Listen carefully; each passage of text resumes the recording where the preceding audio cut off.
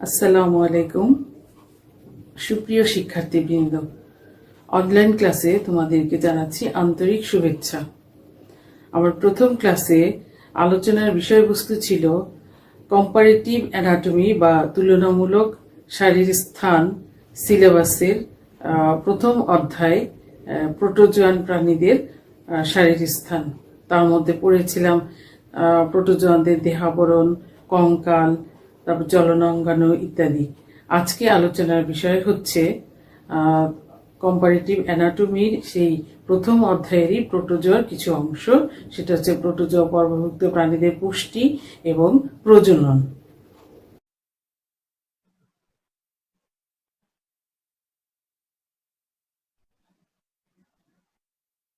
প্রোটোজোয়ানদের পুষ্টি প্রোটোজোয়ানদের পুষ্টি পড়ার আগে আমরা পুষ্টির সংজ্ঞাটা যদিও জানি, তবু একটু সংজ্ঞাটা মনে করে নেই। সেটা হচ্ছে, পুষ্টি এমন একটা প্রক্রিয়া যে প্রক্রিয়ায় যে কোনো প্রাণী খাদ্য গ্রহণ করবে, তারপর পরিপাক হয়, পরিপাকের পরে পাচিত খাদ্য রস দেহে শোষিত হয়, আত্তীকরণ ঘটে, অপাচ্য অংশের বহিষ্করণ হয় এবং দেহের ক্ষয়পূরণ ও রোগ প্রতিরোধ ক্ষমতা সৃষ্টি হয়, তাকে পুষ্টি বলা হয়।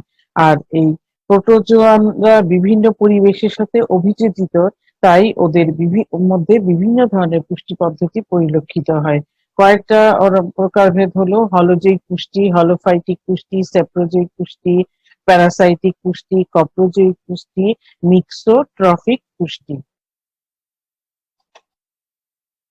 হলোজৈব পুষ্টি গ্রিক শব্দ হচ্ছে হলোস মানে হোল এবং জুন অর্থ এনিমেল। তা এই শব্দটা দিয়ে বোঝা যায় ওরা যে কোনো প্রাণী হোক বা উদ্ভিদ হোক, এটাকে সম্পূর্ণটাকেই খাদ্য হিসেবে গ্রহণ করে। তা আমরা দেখতে পাচ্ছি প্রোটোজোয়ান জীবেরা ক্ষুদ্র ক্ষুদ্র প্রাণী ও উদ্ভিদ খাদ্য হিসেবে গ্রহণ করে। তারপর শৈবাল, ব্যাকটেরিয়া, ডায়াটম, রটিফার, অন্যান্য ক্ষুদ্র প্রোটোজোয়া, সন্ধিপদী প্রাণীদের লার্ভা, ডিম, প্লাঙ্কটন এগুলা খাদ্য হিসেবে গ্রহণ করে এবং এই খাদ্যাভ্যাসের ভিত্তিতে ওরা তৃণভোজী, মাংসাশী, সর্বভুক ইত্যাদি গ্রুপে বিভক্ত থাকে। হলোজৈব পুষ্টি পদ্ধতি এদেরই কয়েকটি পর্যায় রয়েছে। সেই পর্যায়গুলো হচ্ছে খাদ্য গ্রহণ, পরিপাক, পরিশোষণ, আত্তীকরণ, বহিষ্করণ। এখন এই প্রোটোজোয়ান দের পুষ্টির মধ্যে যে হলোজৈব পুষ্টি আছে সেটার কয়েকটা পর্যায়ের নাম দেখলাম। এখন ওদের খাদ্য গ্রহণ কয়েক ধরনের পদ্ধতিতে ওরা খাদ্য গ্রহণ করে। তার আগে কেন এই খাদ্য গ্রহণের প্রকারভেদ রয়েছে সেটা দেখি। প্রোটোজোয়ান সদস্যরা ক্ষণপদ, ফ্ল্যাজেলা, সিলিয়া এই তিনটা অঙ্গকে খাদ্য ধরার কাজে ব্যবহার করে। তো ক্ষণপদযুক্ত যে প্রোটোজোয়ান রয়েছে তাদের খাদ্য গ্রহণ পদ্ধতি হচ্ছে এই যে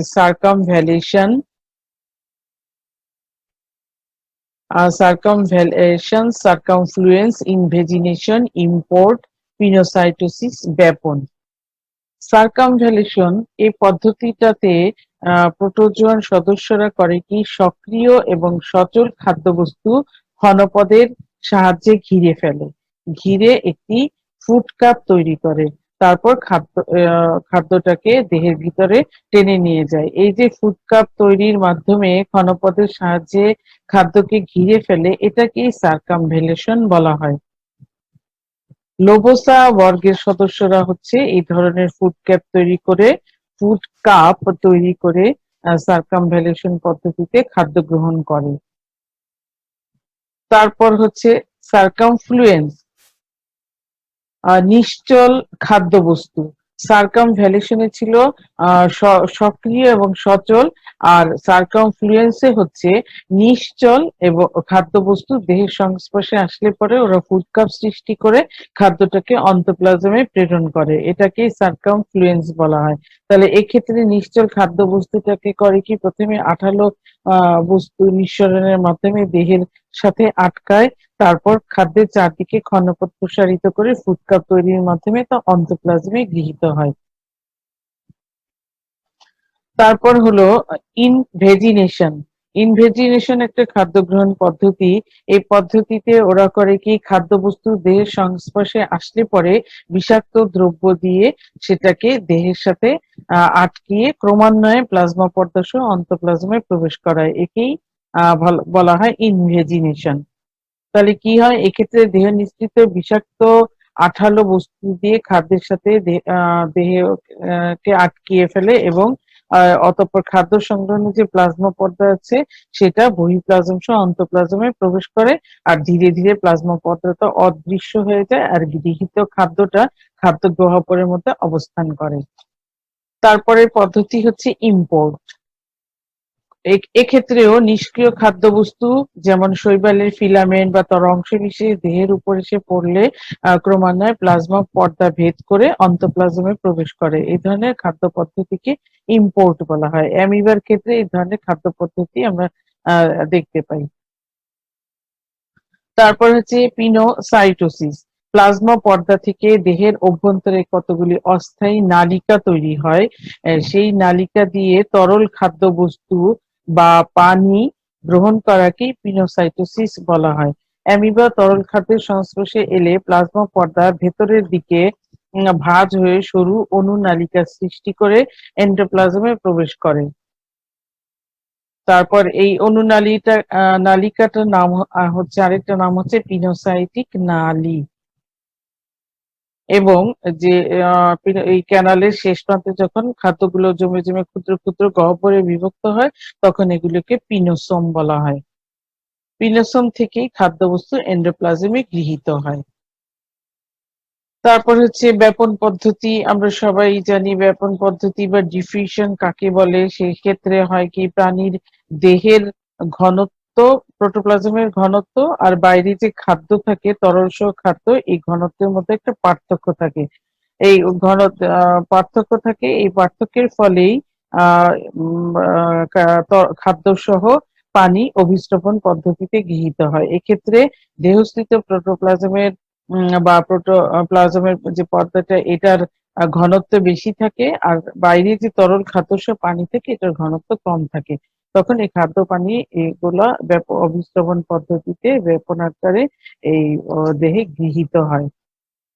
তাছাড়া গলিত আর পচনশীল বস্তু আছে, সেগুলা থেকেও ব্যাপন পদ্ধতিতে প্লাজমা পর্দা ভেদ করে বস্তুর অণু দেহে প্রবেশ করে। ইউগ্লেনাতে ব্যাপন পদ্ধতিতে যখন সূর্যালোক থাকে না, তখন ইউগ্লেনাতে ব্যাপন পদ্ধতিতে খাদ্যবস্তু গ্রহণ করে থাকে ইউগ্লেনা। এটা হলো আমাদের ক্ষণপথযুক্ত প্রোটোজোয়ানদের খাদ্য গ্রহণ পদ্ধতি 6টা দেখলাম: সার্কামভ্যালেশন, সার্কামফ্লুয়েন্স, ইনভেজিনেশন, ইম্পোর্ট, পিনোসাইটোসিস, ব্যাপন। এবার দেখবো ফ্ল্যাজেলা যুক্ত প্রাণীদের খাদ্য গ্রহণ। ফ্ল্যাজেলা যুক্ত প্রাণী, সেগুলো হচ্ছে ফ্ল্যাজেলেটাস শ্রেণীর। এই এই প্রোটোজোয়ান গুলো ফ্ল্যাজেলার সাহায্যে খাদ্য গ্রহণ করে। এক্ষেত্রে ফ্ল্যাজেলার আন্দোলনে পানিতে স্রোত সৃষ্টি করে, এই স্রোতের মাধ্যমেই খাদ্যবস্তুটা দেহের ভিতরে গৃহীত হয়। ইউগ্লেনা সাধারণত ফ্ল্যাজেলার সাহায্যে খাদ্যবস্তুকে জড়িয়ে ভিতরে সাইটোফ্যারিংসে গ্রহণ করে। তারপর হচ্ছে সিলিয়া যুক্ত প্রাণীদের খাদ্য গ্রহণ। সিলিয়েস গ্রুপ যেটা আছে, ওরা এই ধরনের পদ্ধতিতে খাদ্য গ্রহণ করে। এই হলোজয়িক পদ্ধতিতে ওরা মূলত সিলিয়াকে ব্যবহার করে খাদ্যবস্তু গ্রহণ করে। উদাহরণ হিসেবে বলা যায় প্যারামেসিয়াম অঙ্কীয় দিকে সিলিয়ার আন্দোলনের ফলে খাদ্যবস্তু সাইটোফ্যারিংসে প্রবেশ করে। তারপর হচ্ছে সাক্টোরিয়া গ্রুপের প্রাণীদের খাদ্য গ্রহণ। প্রোটোজোয়া পর্বের একটি গ্রুপ আছে সাক্টোরিয়া শ্রেণী। সেই সাক্টোরিয়ান গ্রুপের সদস্যদের মধ্যে বিশেষ ধরনের কোশিকা থাকে। সেই কোশিকার শীর্ষে এক ধরনের আঠালো গঠন থাকে, সেটাকে বলে হেপ্টোসিস্ট। এই হেপ্টোসিস্ট ব্যবহার করে ওরা শিকারী বস্তুকে আটকে ফেলে, অতঃপর বিষাক্ত পদার্থ নিঃসৃত করে শিকারকে প্যারালাইজড করে ফেলে এবং কোশিকার যে ক্যানাল পথ আছে সেই পথে খাদ্যবস্তুটাকে শুষে নেয়, নিজের দেহে শোষণ করে স্থানান্তরিত করে। পোডোফ্রিয়া একটা প্রাণী আছে, ওরা হলো এই ধরনের কোশিকার সাহায্যে ক্যানালের মধ্য দিয়ে খাদ্য প্রোটোপ্লাজমে গ্রহণ করে। এই যে চিত্রে দেখো সার্কামভ্যালেশন পদ্ধতিতে খাদ্য গ্রহণ। অ্যামিবা খাদ্য ধরছে, খাদ্যটা যখন কাছাকাছি এসেছে তখন ক্ষণপথ তৈরি করে ক্ষণপথটা দিয়ে খাদ্যটাকে ঘিরে ফেলেছে এবং একটা ফুড কাপ তৈরি করে সেখানে খাদ্যটাকে ভিতরের দিকে টেনে নিয়ে গেছে। আর সার্কামফ্লুয়েন্স হচ্ছে নিশ্চল খাদ্যকে ক্ষণপদের সাহায্যে ঘিরে ফেলে, পরে ধীরে ধীরে অন্তঃপ্লাজমে নিয়ে যায়। প্যারামেসিয়ামের খাদ্য গ্রহণ পদ্ধতি দেখো চিত্রে। ওরা নির্বাচিত এই যে খাদ্যের পথ, এখান দিয়ে খাদ্যটা ঢুকলে পরে খাদ্য গহ্বর তৈরি করে ফেলে।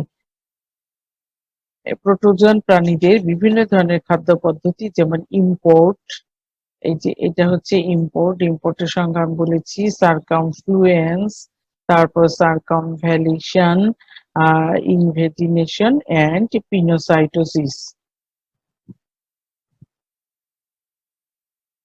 পোডোফ্রিয়া কোশিকার সাহায্যে খাদ্যটাকে কিভাবে গ্রহণ করে এই চিত্রে দেখানো হচ্ছে। তারপরে সাক্টোরিয়ানদের খাদ্য গ্রহণ অভ্যাস, সেটাও কোশিকার সাহায্যে দ্রুত খাদ্যটাকে ভিতরে নিয়ে নেয়।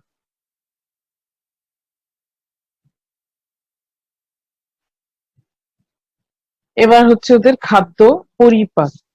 প্রোটোপ্লাজম প্রোটোজোয়া পর্বভুক্ত প্রাণীদের যে খাদ্য পরিপাক হয় সেটা কোষের অভ্যন্তরে ঘটে থাকে, তাই একে অন্তঃকোষীয় পরিপাক বলা হয়।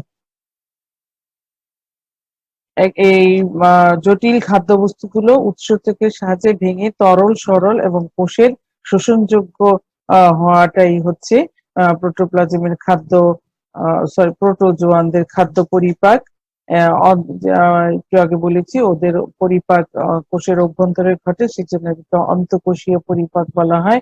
অম্ল, ক্ষার এবং পরিপাকের জন্য যে সংশ্লিষ্ট উৎসেচক বা এনজাইম রয়েছে সেগুলো খাদ্য পরিপাকে সহায়তা করে। সর্বপ্রথম খাদ্যবস্তুটার মধ্যে অম্লীয় বিক্রিয়া শুরু হয়। এ সময় খাদ্যের সাথে যদি কোনো জীবন্ত বস্তু থাকে সেটা অম্লীয় বিক্রিয়ায় মারা যায়। এ পর্যায়ে দেখা গিয়েছে 4 থেকে 60 মিনিট পর্যন্ত স্থায়ী হতে দেখা যায়। অম্লীয় পর্যায় শেষে ক্ষারীয় পর্যায়ের বিক্রিয়া শুরু হয়। ক্ষারীয় বিক্রিয়াটাও কয়েক ঘন্টা ধরে চলমান থাকে। এ সময় প্রোটিন পরিপাককারী উৎসেচক প্রোটিয়েজ এর সহায়তায় প্রোটিন ভেঙে অ্যামাইনো অ্যাসিড হয়। অ্যামাইলেজের সহায়তায় শ্বেতসার জাতীয় খাদ্য গ্লুকোজে পরিণত হয় এবং লাইপেজের বিক্রিয়ায় চর্বি জাতীয় খাদ্য ফ্যাটি অ্যাসিডে পরিণত হয়।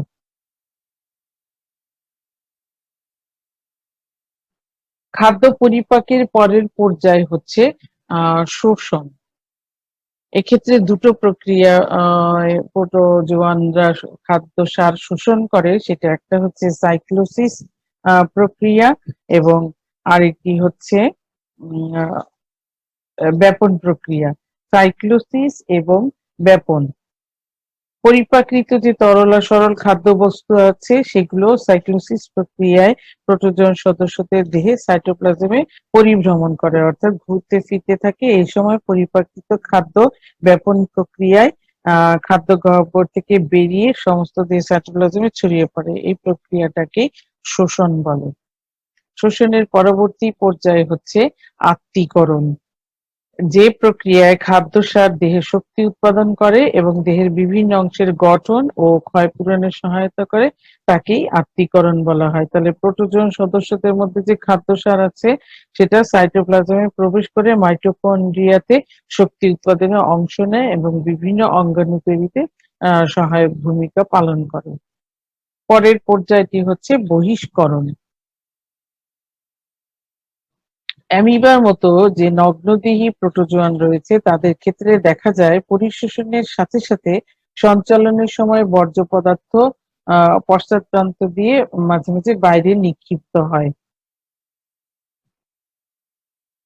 প্যারামেসিয়ামের অস্থায়ী কোষবাহী বা সাইটোপ্লাজম সৃষ্টি হয়, যার মাধ্যমে বর্জ্য পদার্থ দেহের বাইরে নিক্ষিপ্ত হয়। এখন আমরা পড়ব হলোফাইটিক পুষ্টি। প্রথমটা ছিল হলোজে, সেটা হলো অন্যের খাবার গ্রহণ করত ফুড কাপ তৈরি করে। আর হলোফাইটিক পুষ্টিতে হচ্ছে এমন একটি প্রক্রিয়া, পুষ্টি প্রক্রিয়া, যেটাতে নিজেদের খাদ্য নিজে তৈরি করে প্রোটোজোয়ানরা পুষ্টি কার্য সম্পাদন করে, সেটাকেই বলা হয় হলোফাইটিক পুষ্টি। একে স্বভোজী পুষ্টিও বলা হয়। এক্ষেত্রে কি হয় যে উদ্ভিদের অনুরূপ এই পুষ্টি পদ্ধতিটা ক্লোরোফিল বহনকারী প্রোটোজোয়ান সদস্যদের মধ্যে দেখা যায়। ক্লোরোফিলের উপস্থিতিতে কার্বন ডাই অক্সাইড ও পানির মধ্যে বিক্রিয়ার মাধ্যমে শর্করা খাদ্য প্রস্তুত হয়। উৎপন্ন শর্করা জাতীয় খাদ্য দেহকোষে জমা থাকে। ইউগ্লেনা এবং ভলভক্সে হলোফাইটিক পুষ্টি পদ্ধতি পরিলক্ষিত হয়। তারপর হচ্ছে মিথজীবী পুষ্টি। কিছু প্রোটোজোয়া রয়েছে যারা সবুজ শৈবালের সহায়তায় ক্লোরোফিলের উপস্থিতিতে কার্বন ডাই অক্সাইড ও পানি দ্বারা উৎপাদিত শর্করা খাদ্যের মাধ্যমে পুষ্টি সাধন করে। এ ধরনের পুষ্টি পদ্ধতিকে মিথজীবী পুষ্টি পদ্ধতি বলা হয়। মিতজীবী প্রোটোজোয়ানরা তাহলে দেহে সবুজ শৈবাল জুওক্লোরেলে অবস্থান করে পুষ্টি গ্রহণে সহায়তা করে। তো প্যারামিথিয়াম, স্টেন্টোর ইত্যাদিতে মিতজীবী পুষ্টি দেখা যায়। তারপর হলো স্যাপ্রোজোয়িক বা মৃতভোজী পুষ্টি। স্যাপ্রোজোয়িক বা মৃতভোজী পুষ্টি এক্ষেত্রে কি হয়, মৃত জীবের যে পচনশীল দেহ রয়েছে তার থেকে ব্যাপন প্রক্রিয়ায় খাদ্যবস্তুটা গ্রহণ করে পুষ্টি সাধন করে, একেই স্যাপ্রোজোয়িক পুষ্টি বলা হয়। তাহলে মৃত জীবের পচনশীল দেহ থেকে ব্যাপন প্রক্রিয়ায় খাদ্যবস্তু গ্রহণ করে পুষ্টি সাধন করাকেই স্যাপ্রোজোয়িক পুষ্টি বলা হয়। সাধারণত বর্ণহীন ফ্লাজেলাযুক্ত প্রোটোজোয়া এবং পরজীবী প্রোটোজোয়া রয়েছে, এদের সদস্যদের মধ্যেই স্যাপ্রোজোয়িক পুষ্টি দেখা যায়। স্যাপ্রোজোয়িক পুষ্টিকে অসমোট্রফিক পুষ্টিও বলা হয়।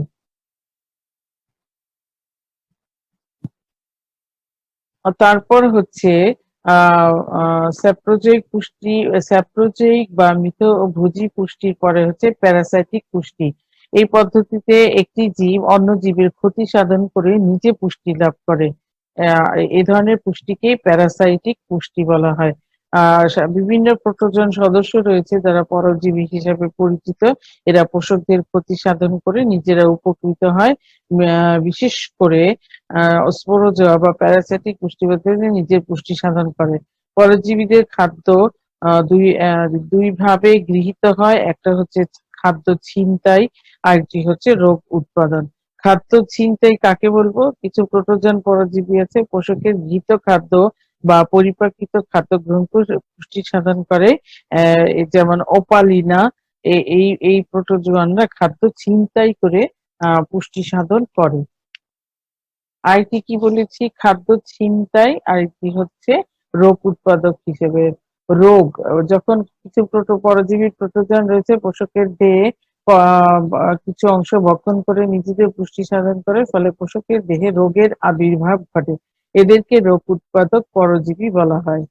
যেমন অ্যান্টামিবা, হিস্টোলাইটিকা, প্লাজমোডিয়াম। তারপর হচ্ছে কপ্রোজোয়িক পুষ্টি। এক্ষেত্রে হয় কি, মলমূত্র এবং বর্জ্য পদার্থ থেকে পুষ্টি সাধন করে প্রোটোজোয়ানদের এই ধরনের পুষ্টিকেই কপ্রোজোয়িক পুষ্টি বলা হয়। তাহলে কপ্রোজোয়িক পুষ্টি হলো মলমূত্র বর্জ্য থেকে পুষ্টি নেওয়া। তারপর হচ্ছে মিশ্রভোজী পুষ্টি। একাধিক পদ্ধতিতে কোনো প্রাণীর পুষ্টি সাধনকে মিক্সোট্রফিক বলা হয়। কিছু প্রোটোজোয়ান রয়েছে যারা একাধিক পদ্ধতিতে নিজেদের খাদ্য চাহিদা পূরণ করে। এই যে আমরা বিভিন্ন ধরনের পুষ্টি দেখলাম প্রোটোজোয়ানদের মধ্যে, এই আলোচনা থেকে আমরা এই উপনীত হতে পারি যে প্রোটোজোয়া প্রাণীদের পুষ্টি বিভিন্ন ভাবে সংগঠিত হয়। আমরা দেখলাম হলোজোয়িক পুষ্টি, অন্যের খাদ্য থেকে পুষ্টি নেয়। হলোফাইটিক পুষ্টি হলো নিজেই নিজের খাদ্য তৈরি করে সেখান থেকে পুষ্টি নেয়। মিথজীবী পুষ্টি হলো অন্য সবুজ শৈবালের সহায়তায় ক্লোরোফিল, কার্বন ডাই অক্সাইড, পানি দ্বারা শর্করা খাদ্যের মাধ্যমে পুষ্টি সাধন করে। তারপর হচ্ছে এই স্যাপ্রোজোয়িক পুষ্টি হলো মৃত পচনশীল জীব দেহ থেকে পুষ্টি নেয়। প্যারাসাইটিক পদ্ধতি পুষ্টি হলো পরজীবী থেকে ওই পরজীবী পোষকের দেহকে ক্ষতি করে নিজে পুষ্টি সাধন করে। কপ্রোজোয়িক পুষ্টি হচ্ছে মলমূত্র বর্জ্য পদার্থ থেকে পুষ্টি সাধন। আর মিশ্র হচ্ছে একাধিক পদ্ধতিতে যখন কোনো প্রাণী বা কোনো প্রোটোজোয়া পুষ্টি সাধন করে তাকে মিশ্রভোজী পুষ্টি বলা হয়। তো এই আলোচনা থেকে দেখা যায় যে প্রোটোজোয়া প্রাণীদের পুষ্টি বিভিন্নভাবে সংঘটিত হয়। এই সব পুষ্টি সরল থেকে জটিল অবস্থায় পরিলক্ষিত হয়। এদের মধ্যে স্যাপ্রোজোয়িক হচ্ছে একটা আদিম ও সরল ধরনের পদ্ধতি। আর অন্যদিকে হলোজৈক হলোফাইটিক হলো জটিল ধরনের পদ্ধতি। প্রোটোজোয়ার বিভিন্ন ধরনের পুষ্টি পদ্ধতি তাদের দেহের বৃদ্ধি, প্রজনন সকল প্রকার বিপাকীয় কাজের জন্য অবস্থিত। সুতরাং বলা যায় যে প্রোটোজোয়া জীবনযাপন পদ্ধতির উপর ভিত্তি করে পুষ্টি পদ্ধতির বিবর্তন পরিলক্ষিত হয়। তাহলে এই তোমরা হলোজৈবিক এবং হলোফাইটিক পুষ্টির মধ্যে পার্থক্য পড়বে। হলোজৈবিক এবং হলোফাইটিক পুষ্টির মধ্যে কিভাবে পার্থক্য করা যায়? একটা হচ্ছে যে হলোজৈবিক পুষ্টিতে খাদ্যবস্তু সম্পূর্ণরূপে গিলে ফেলে, সে গলাধঃকরণ পদ্ধতিটা সম্পূর্ণরূপে হয়, আর হলোফাইটিকের বেলায় গলাধঃকরণের দরকার হয় না। তারপরে হলোজৈবিক পুষ্টিতে খাদ্য প্রস্তুত করতে পারে না সেই প্রক্রিয়ায়, আর হলোফাইটিক নিজের খাদ্য নিজে প্রস্তুত করতে পারে। আর তারপর হচ্ছে ক্লোরোফিল যুক্ত প্রোটোজোয়া অন্যান্য প্রাণীদের থেকে পুষ্টি সংগঠিত হয় না, আর ক্লোরোফিল যুক্ত প্রাণীদেহে পুষ্টি পদ্ধতি সংগঠিত হয় হলোফাইটিকের বেলায়। তারপরে হলোজৈবিক পুষ্টি পদ্ধতিতে ফুড কাপ তৈরি হয়, হলোফাইটিক পুষ্টি পদ্ধতিতে ফুড কাপ তৈরি হয় না। এই হলোজৈবিক পুষ্টিটা সূর্যালোকের প্রয়োজন হয় না, আর হলোফাইটিক পুষ্টিতে সূর্যালোকের প্রয়োজন হয়। এভাবে হলোফাইটিক এবং হলোজৈবিক পুষ্টির মধ্যে পার্থক্য পড়বে।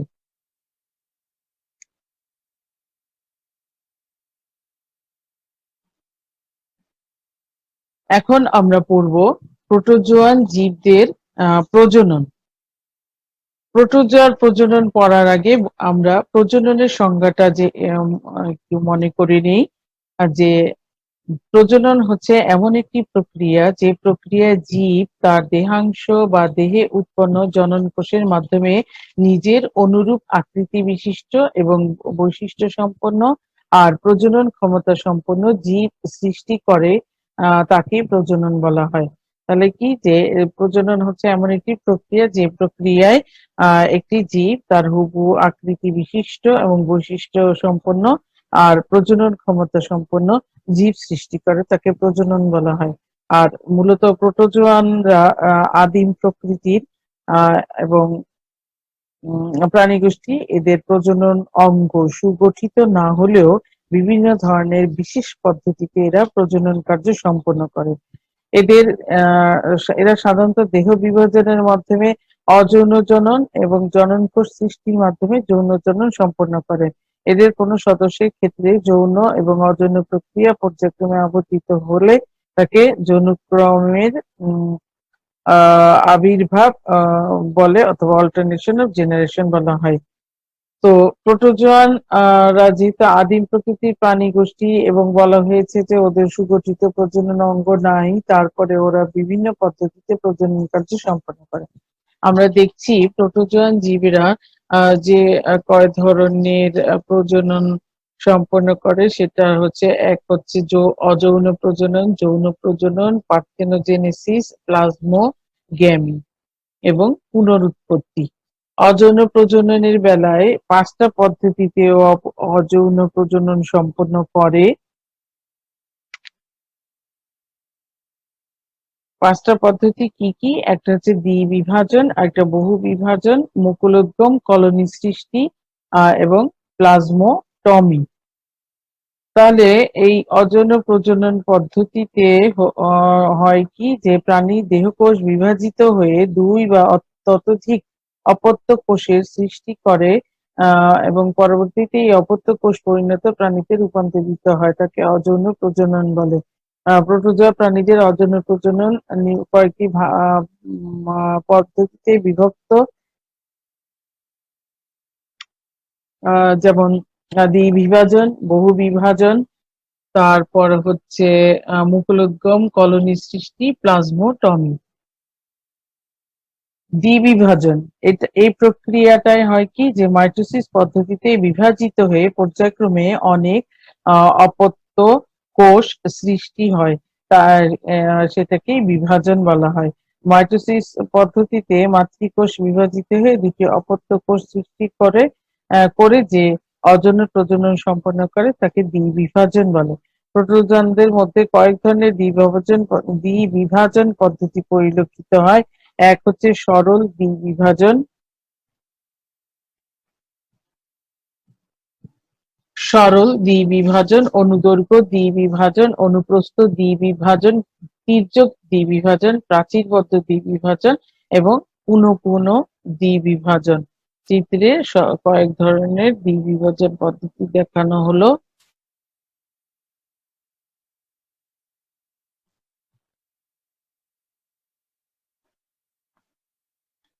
তারপর হচ্ছে বহু বিভাজন। বহু বিভাজন হলো যে এই এমন একটি অযৌন প্রজনন প্রক্রিয়া যেখানে মাইটোসিসের মাধ্যমে অনেকগুলো অপত্য কোষ বা প্রাণীর আবির্ভাব ঘটে, তখন তাকে বহু বিভাজন বলা হয়। তাহলে যে অযৌন জনন প্রক্রিয়ায় মাইটোসিস বিভাজনের মধ্যে বহু অপত্য কোষ বা প্রাণীর আবির্ভাব ঘটে তাকে বহু বিভাজন বলা হয়। বহু বিভাজনের আবার কয়টি প্রকার ভেদ রয়েছে, সেগুলো সাইজোগনি, তারপর হচ্ছে গ্যামোগনি, স্পোরোগনি। সাইটোকনি হলো যে বহু বিভাজন সাইজন্ট বা মেরোজোয়াইট সৃষ্টির মাধ্যমে সংঘটিত হয় তাকে সাইটোগনি বলা হয়। উদাহরণস্বরূপ প্লাজমোডিয়াম ভাইরাসে সাইটোগনি দেখা যায়। তারপর হচ্ছে সাইজোগনির পরে হলো গ্যামোগনি। এই বহুবিভাজন পদ্ধতিতে মাতৃ গ্যামেটোসাইটের নিউক্লিয়াস বিভাজিত হয়ে অনেক নিউক্লিয়াসের আবির্ভাব ঘটায়। প্রতিটি নিউক্লিয়াস অল্প পরিমাণে সাইটোপ্লাজম সহ জনন কোষে পরিণত হয়, তাকে গ্যামোগনি বলা হয়। প্লাজমোডিয়াম, ইয়াইমেরি ইত্যাদি জীবনচক্রে গ্যামোগনি পরিলক্ষিত হয়। তারপর হচ্ছে স্পোরোগনি। এই বহু বিভাজন পদ্ধতিতে মাতৃ নিউক্লিয়াস আবরণীবদ্ধ অবস্থায় বা অনেক ক্ষেত্রে আবরণী বিহীন অবস্থায় বিভাজিত হয়ে বহু সংখ্যক স্পোর প্রদান করে, তাকে স্পোরোগনি বলা হয়। অ্যামিবা, তারপর হচ্ছে প্লাজমোডিয়াম ভাইভেক্স, ক্ল্যামাইডোমোনাস, এই প্রাণীগুলোতে স্পোরোগনি দেখা যায়। তারপরে পদ্ধতি হচ্ছে মুকুলোদ্গম। মাতৃদেহে সৃষ্ট ক্ষুদ্রাকৃতির মুকুল দেহ থেকে পৃথক হয়ে যে প্রজনন সম্পন্ন করে তাকে বলা হয় মুকুলোদ্গম বা বাডিং। সাধারণত সাক্টোরিয়া শ্রেণীর প্রাণীতে মুকুলোদ্গম প্রক্রিয়া বংশবিস্তার পরিলক্ষিত হয়। এই বিভিন্ন ধরনের প্রোটোজয় দৃষ্ট বিভিন্ন ধরনের মুকুলোদ্গম রয়েছে এবং সেগুলো হলো, এক হচ্ছে মুকুলোদ্গম, মনোটনিক মুকুলোদ্গম, বহু মুকুলোদ্গম, তারপর হচ্ছে বহিঃস্থ মুকুলোদ্গম, অন্তঃস্থ মুকুলোদ্গম। চিত্রে বিভিন্ন প্রকারের মুকুলোদ্গম দেখানো হচ্ছে।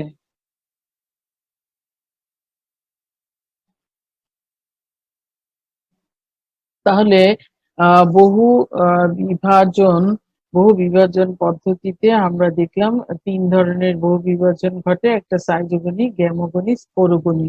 আর মুকুলোদ্গমের বেলায়ও ঠিক মনোটনিক মুকুলোদ্গম, বহু মুকুলোদ্গম, বহিঃস্থ মুকুলোদ্গম, অন্তঃস্থ মুকুলোদ্গম। মুকুলোদ্গমের পরের পদ্ধতিটা হচ্ছে যে অযৌন প্রজনন পদ্ধতি প্রোটোজোয়ানদের, সেটাকে বলা হয় কলোনি বদ্ধতা।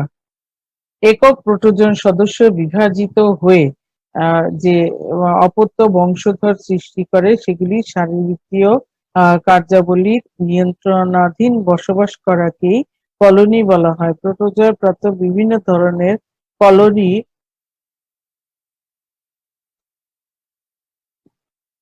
হলো আরবোরিড কলোনি, তারপরে হচ্ছে ক্যাটিনয়েড কলোনি, তারপরে হচ্ছে গোলাকার কলোনি।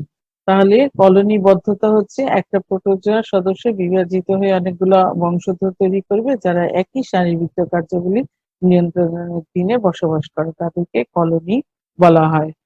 প্রোটোজোয় প্রাপ্ত কলোনি কি কি? আরবোরিড কলোনি, ক্যাটিনয়েড কলোনি, গোলাকার কলোনি।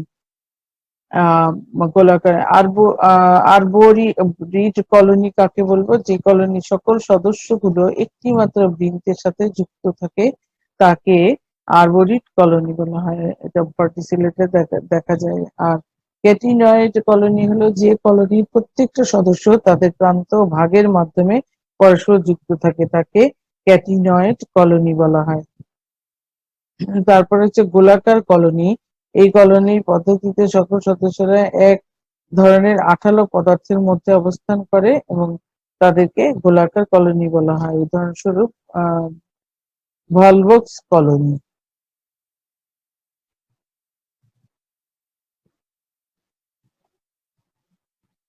তাহলে প্রোটোজোয়ার কলোনিবদ্ধতায় আমরা তিন ধরনের কলোনি দেখলাম, ওরা আরবোরিড কলোনি, ক্যাটিনয়েড কলোনি এবং গোলাকার কলোনি।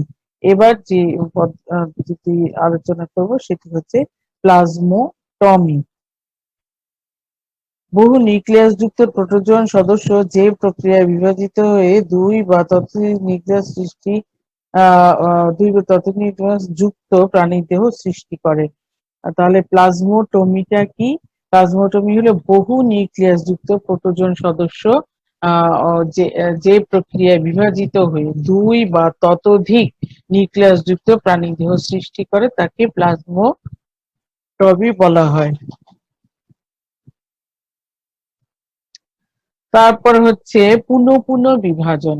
তাহলে এক্ষেত্রে কি হয়, মাতৃদের ভিতরে নিউক্লিয়াসের বারবার বিভাজন ঘটে এবং শেষে মাতৃদেহ বিভাজিত হয়ে সংখ্যা বৃদ্ধি করে। এই ধরনের পদ্ধতি হচ্ছে পুনঃ বিভাজন নামে পরিচিত।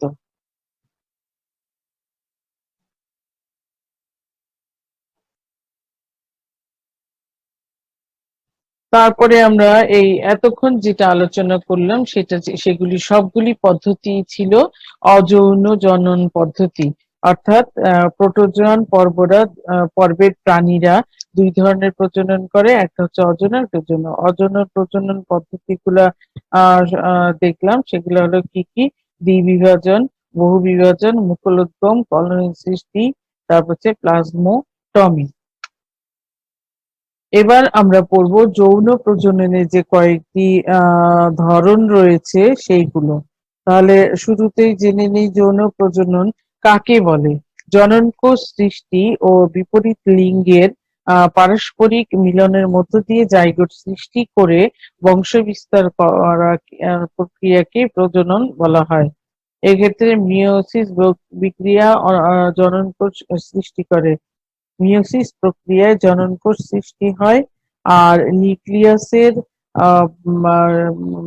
নিউক্লিয়াসের বিভাজন অর্থাৎ দুটি নিউক্লিয়াসের মিলন, দুটো কোষ দেহের মিলন কে সিনগ্যামি বলা হয়, আর দুটো নিউক্লিয়াসের মিলনকে কনজুগেশন বলা হয়।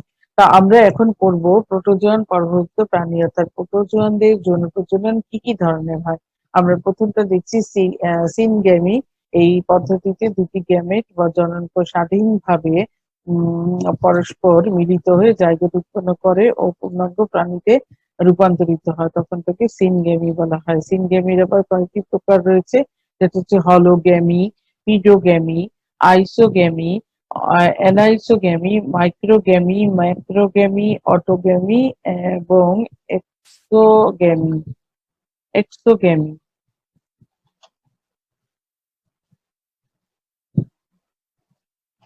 তাহলে প্রোটোজোয়ানদের বিনোদনের জন্য পদ্ধতির মধ্যে একটু সিনগ্যামি শিখলাম। সিনগ্যামি কয় ধরনের হয় সেটা বললাম।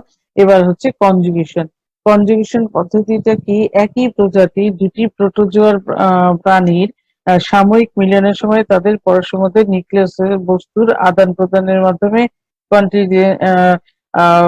আদান প্রদানের মাধ্যমে জাইগোট নিউক্লিয়াস সৃষ্টি হওয়াকে কনজুগেশন বলা হয়। একই প্রজাতির দুটি প্রোটোজোয়ান প্রাণীর সাময়িক মিলনের সময় তাদের পরস্পরের মধ্যে নিউক্লিয় বস্তুর যে আদান প্রদান ঘটে সেই আদান প্রদানের মাধ্যমে জাইগোট নিউক্লিয়াস সৃষ্টি হওয়াকে কনজুগেশন বলা হয়।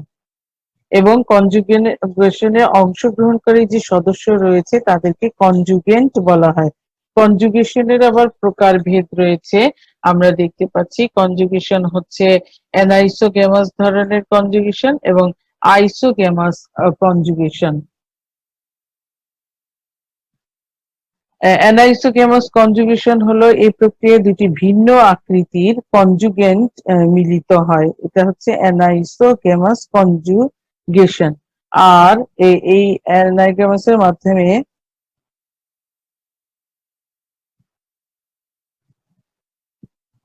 যেগুলো কনজুগেন্ট আছে সেটা বৃহৎ প্রাণীটাকে ম্যাক্রো কনজুগেন্ট আর ক্ষুদ্র প্রাণীটাকে মাইক্রো কনজুগেন্ট বলা হয়। আর আইসোগেমাস কনজুগেশনে হলো যে দুটি সম আকৃতির প্রোটোজোয়ান সদস্য মৌখিক অঞ্চলের মাধ্যমে অর্থাৎ ওরাল সারফেসের মাধ্যমে পরস্পর যুক্ত হয়ে নিউক্লিয়ার বস্তু প্রোটোপ্লাজমিক ব্রিজের মাধ্যমে বিনিময় ঘটায়। এটাই প্যারামিশিয়ামের মধ্যে দেখা যায়। আর অ্যানাইসোগেমাসটা হচ্ছে ভর্টিসিলাতে পরিলক্ষিত হয়। তারপরের যৌন জনন পদ্ধতি হচ্ছে অটোমিক্সিস। এই ধরনের যৌন প্রজননে একটি প্রোটোজোয়ান সদস্যের নিউক্লিয়াস থেকে উৎপন্ন দুটি গ্যামেট নিউক্লিয়াসের মধ্যে মিলন ঘটে। একটি নিউক্লিয়াস থেকে উৎপন্ন গ্যামেট দুটি গ্যামেট নিউক্লিয়াসের মধ্যে মিলন ঘটে, তাকে অটোমিক্সিস বলা হয়। অটোমিক্সিস আবার প্রোটোজোয়ান সদস্যদের মধ্যে বিভিন্ন ধরনের হয়ে থাকে। এইগুলো একটি হচ্ছে অটোগ্যামি, তারপর পিডোগ্যামি, সাইটোগ্যামি, এন্ডোমিক্সিস। অটোগ্যামি হচ্ছে দুটি মিলনরত প্রোনিউক্লিয়াস একই কোষের মধ্যে অবস্থান করলে তাকে অটোগ্যামি বলা হয়। তারপর পিডোগ্যামি হচ্ছে একই মাতৃকোষ থেকে সৃষ্ট দুটি ভিন্ন কোষের প্রোনিউক্লিয়াসের পারস্পরিক মিলন। আর সাইটোগ্যামি হচ্ছে যে এই ধরনের প্রজননে কনজুগেশনের অনুরূপ দুটি প্রজনন সদস্য পরস্পর মিলিত হয়, তবে নিউক্লিয়ার বস্তুর কোনো প্রকার আদান প্রদান ঘটে না, বরং অটোগ্যামির মতো নিউক্লিয়ার বস্তুর মিলন ঘটে প্রজনন সম্পন্ন করে, তাকে সাইটোগ্যামি বলা হয়।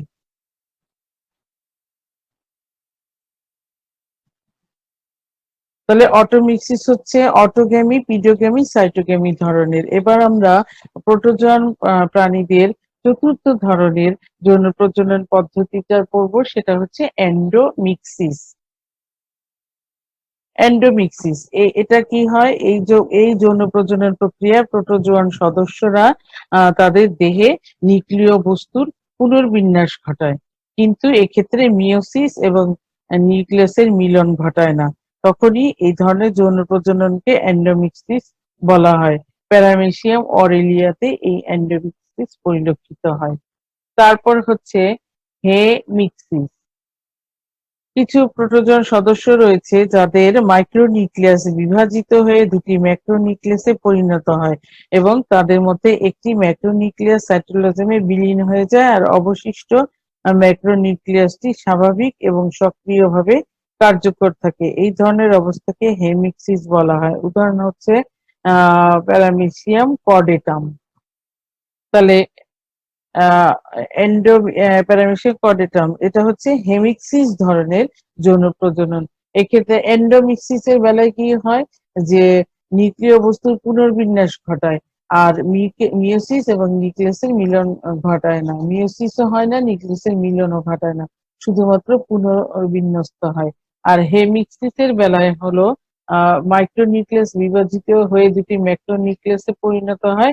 এদের একটি ম্যাক্রোনিউক্লিয়াস সাইটোপ্লাজমে বিলীন হয়ে যায়, নিশ্চিহ্ন হয়ে যায়, আর অবশিষ্ট ম্যাক্রোনিউক্লিয়াসটি স্বাভাবিক ও সক্রিয়ভাবে কার্যকর থাকে। এই ধরনের অবস্থাকে হেমিক্সিস বলা হয়।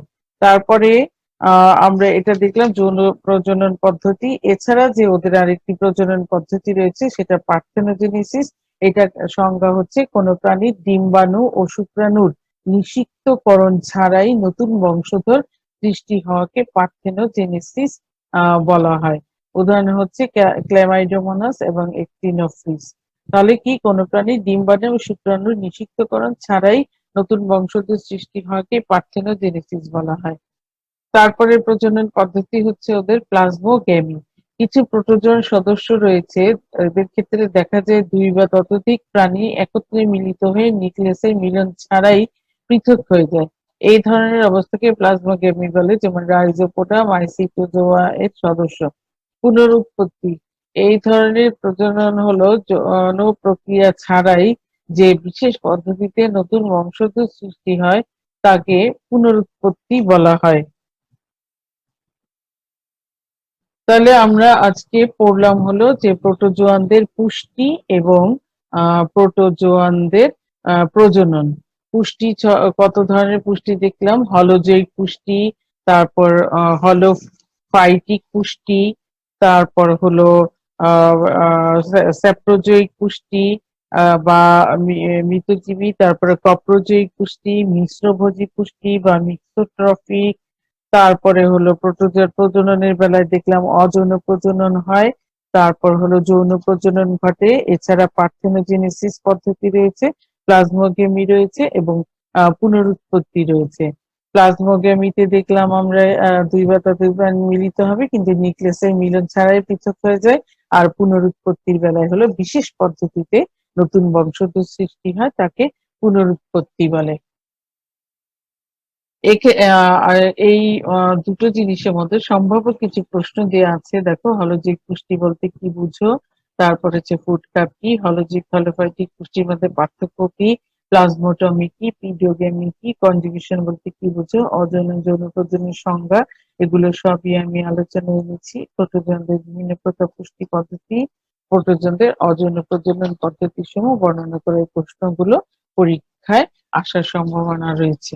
আজকে এ পর্যন্তই।